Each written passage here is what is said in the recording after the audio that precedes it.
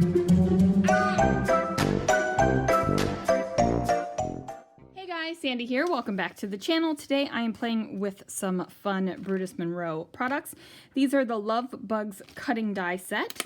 And just so you can see how they come, they do come in one nice piece that you can snip apart and keep in your storage envelope. So we have those.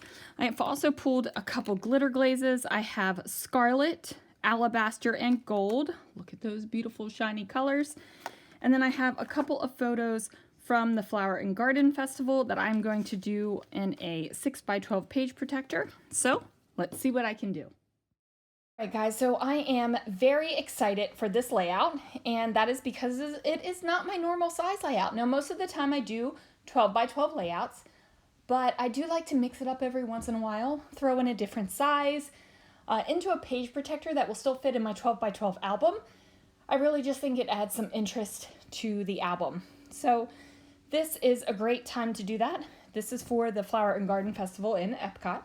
And I have a ton of photos, you guys, from this trip. So anytime I can add some fun in, like using this page protector, I'm going to do it.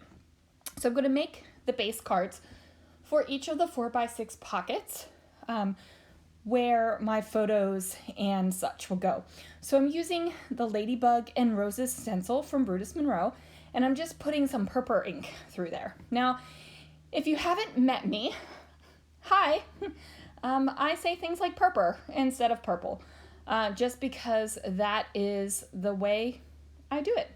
Our family makes up words and names and things for various items, and we just go for it. So purple is purple, and there are a ton of other ones, but that is going to be a big one for me. So I do trim down the photos a little bit, and what that is going to do is allow you to see this beautiful stenciled background. Now, I think sometimes we get a little intimidated with stencils, right? Like we're like, oh man, what the heck am I going to do with this stencil? Like I gotta make some sort of epic background. You don't always have to have an epic stenciled background.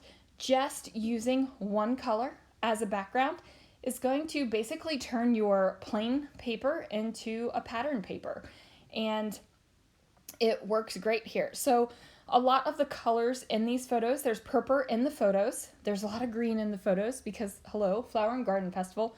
So I use that purple ink, and I'm just using some scrap green paper, and now I'm making some pretty fabulous pattern paper cards with a stencil. Super, super easy, you guys. For some reason, I cut my card funky, and it wasn't exactly 4x6. I don't think I was paying close enough attention. Usually I cut my photo mats to 4.5 by 6.5. So that was in my head, so I ended up cutting it to 6.5. But no worries, we're just going to trim that off and fix it.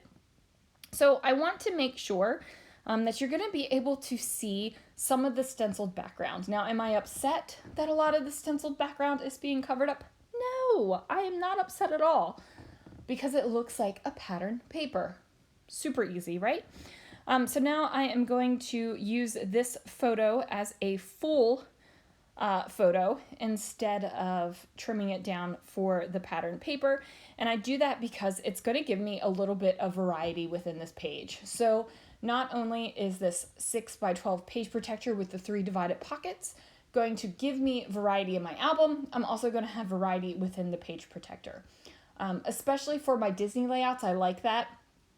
I like lots of things, like all the things in my Disney albums. Now, I went ahead and used some glitter glaze on some white cardstock. This is the gilded and the red, I think it's called Scarlet, and also the Fallen Snow. So I went ahead and put those down on the cardstock, let it dry, and then ran my dies through with that glitter, and that way it's going to give me a really fun effect on my bugs. Now, I'm going to be completely honest with you guys. When I was cutting apart my dies, I kind of lost my bug faces. I didn't do what I say you should do and trim your dies into like a soft rag or something like that. So if they fly when you snap them, it's caught. I didn't do that. And the bug eyes flew across the room and I couldn't find them while I was doing this project. I have since found them when I was cleaning my room, so hooray, but I couldn't find them when I did this project. So just so you guys know that I had to draw on the bug faces because I couldn't find the dies. So there we are. And then I struggled with the bee a little bit right here. I didn't really get how I was supposed to put it together and completely missed it. But I do figure it out and get my little bee on there. So that little piece right there, I should have cut out of the glitter glaze. And I figured that out, and then I put his little face on there. So look at them. They're so cute. Even faceless, these little bugs are super cute. I also like the love word, the white. You can't really see right now on the camera, but the white has the glitter glaze. So now I'm going to figure out where to put these things. I'm going to go ahead and use my Easy Squeeze glue right on the back of that die cut and place it over top of these flowers. Now the liquid glue is going to allow my paper and the flowers to actually stick together. You're not going to want to use a dry glue for that. They will fall apart. Let's be honest, people. Like, it's going to fall apart. You're going to want your wet glue. And then I'm going to go ahead and put my little bugs right here. They're cute bugs, but they're still bugs, right? We have the bee and the ladybug down here, and this is where I am going to go ahead and just use my white pen to draw in their faces. So I am sure their faces would be a whole heck of a lot cuter if I wouldn't have lost those dies in the moment. But sometimes you just got to improvise, right? So there it is, you guys. Thank you so much for joining me for this different size scrapbook layout. Make sure you check out the links down below. You'll be able to see some of the Brutus Monroe products that I used. And then thanks for watching, and I will see you guys again real soon for another video.